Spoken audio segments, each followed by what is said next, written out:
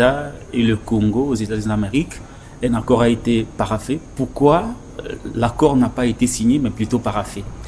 On n'en est pas encore là. Nous sommes dans un processus qui est très délicat. Nous sommes depuis 2 ans engagés dans ces processus et chaque fois qu'il y a des pas, nous apprécions. Ce qui s'est passé ce soir à Washington est un deuxième pas positif vers la paix parce que nous voulons y aller.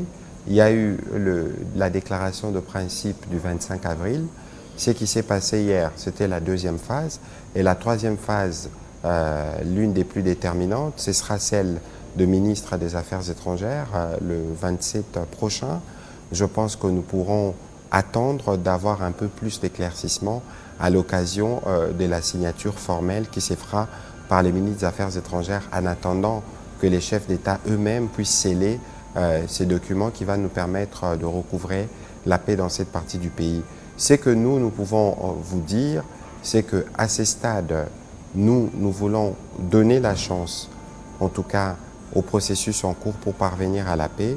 C'est pourquoi d'ailleurs que nous nous réservons de faire de commentaires jusqu'à ce que les processus puissent atteindre le point culminant que nous souhaitons et nous aurons l'occasion d'aller un peu plus en détail sur ce qui aura été signé et formellement convenu entre les deux pays.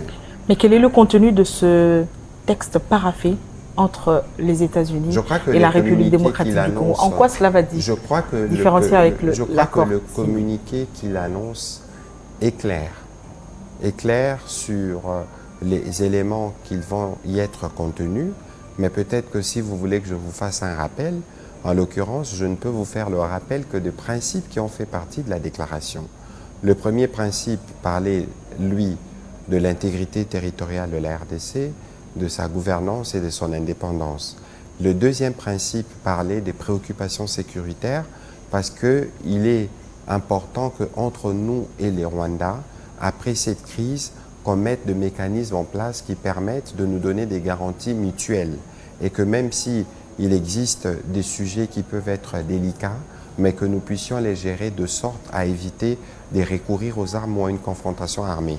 Il ne faut pas oublier qu'il y a aussi dans les principes qui ont été convenus les questions liées à l'intégration économique, parce que nous savons que les pays sont liés et font partie des organisations sous-régionales, mais ces choses ne peuvent se faire que dans une condition de paix retrouvée et dans une condition de paix définitive.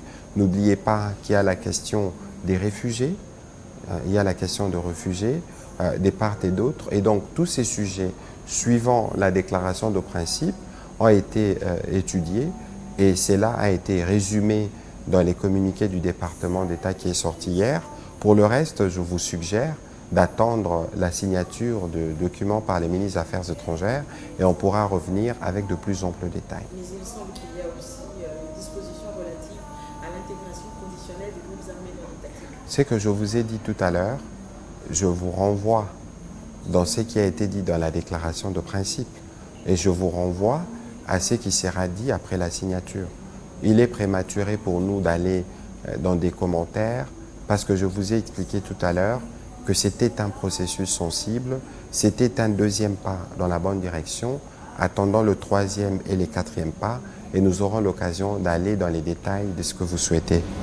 Monsieur le ministre, mais comment il y a cette appréhension, c'est notre opinion, qui voudrait peut-être croire que nous allons céder nos richesses, nos substances naturelles assez rares.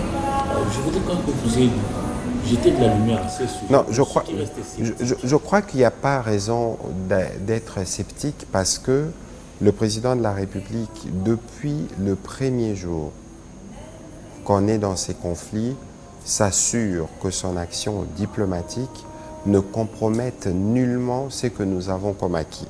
Ce que nous avons comme acquis, c'est nos frontières. Ce que nous avons comme acquis, c'est nos richesses. Ça, qu'on ne vous trompe pas, nous n'y dérangerons pas. Et il ne faut pas oublier que le préalable pour aller justement vers une intégration économique telle qu'on en parle, les préalables, c'est la paix durable et la paix définitive. Et c'est ce sur quoi nous travaillons et c'est ce sur quoi nous allons encore travailler dans les mois qui viennent.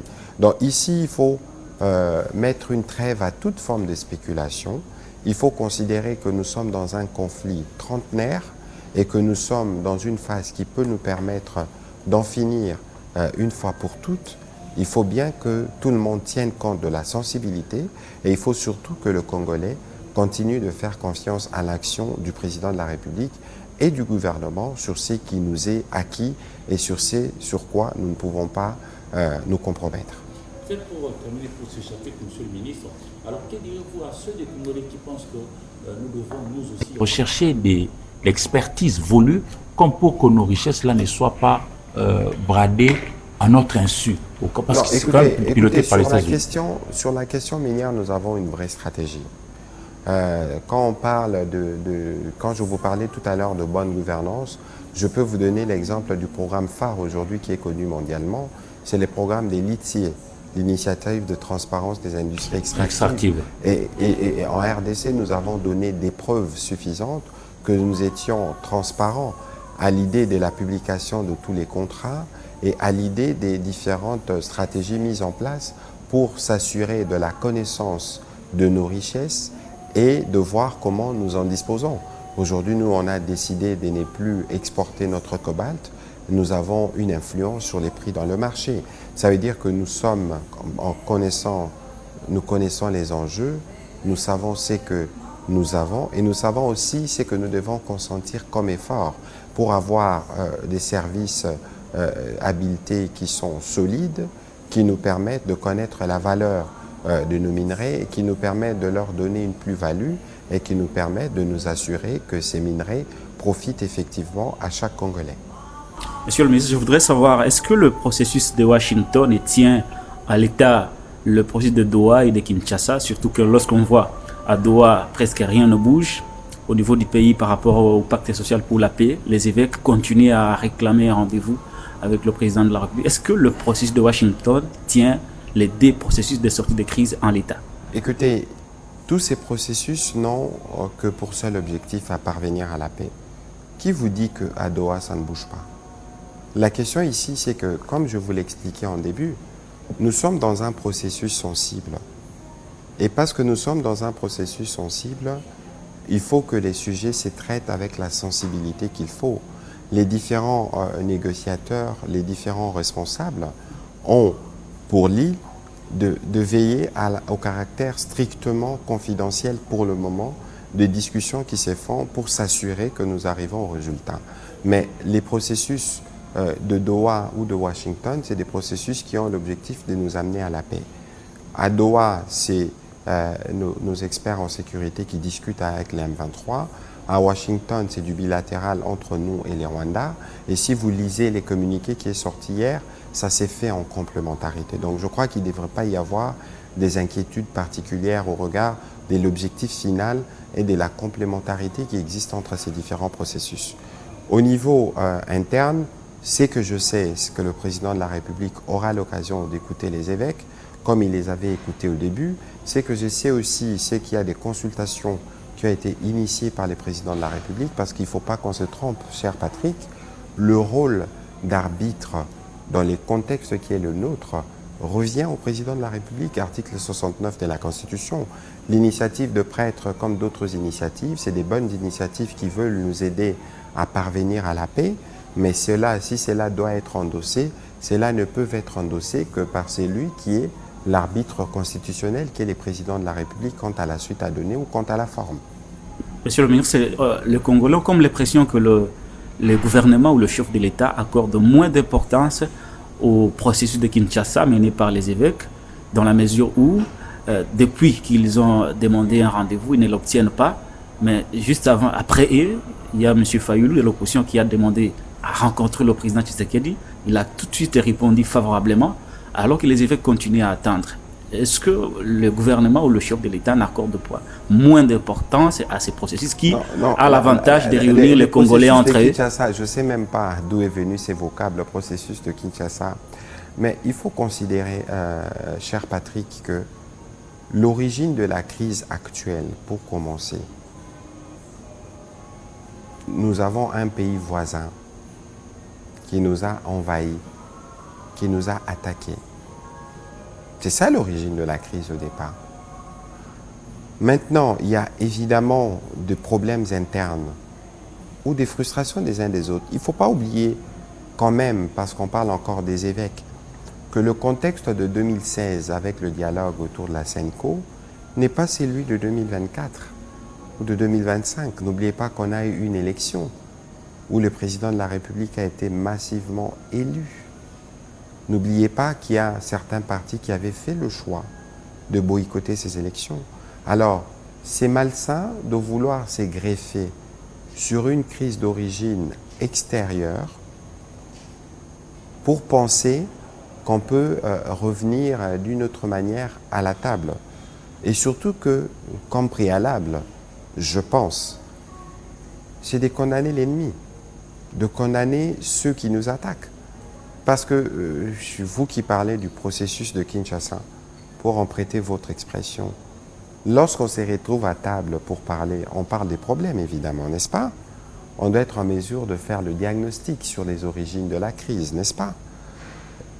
Et on constatera en ce moment-là que l'origine de la crise établie par nos propres services, que c'est l'agression rwandaise, attestée par les rapports du Conseil de sécurité d'autres pays occidentaux, mais ceux-là qui se bousculent, entre guillemets, derrière le prêtre pour parler du processus de Kinshasa, les avez-vous déjà entendus condamner l'agression? Les avez-vous déjà entendus formellement dire qu'ils exprimaient leur compassion? Hier encore, je lisais les rapports de Human Rights Watch qui vient rajouter sur la liste des crimes de guerre, les crimes de guerre avec tous ces processus de déportation, de transplantation de population. On prend des Congolais par force, on brûle leurs cartes d'électeurs parce qu'on est obnubilé à l'idée de trouver de preuves qu'il y a des FDLR.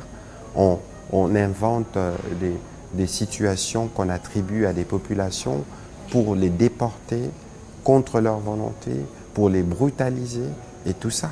Mais tout ce qui se passe des nauséabonds, tout ce qui se passe de ces crimes, mais il faut commencer par les condamner si vous voulez qu'on soit en mesure, nous tous, de nous asseoir sur la table et de nous mettre d'accord sur comment nous sortons.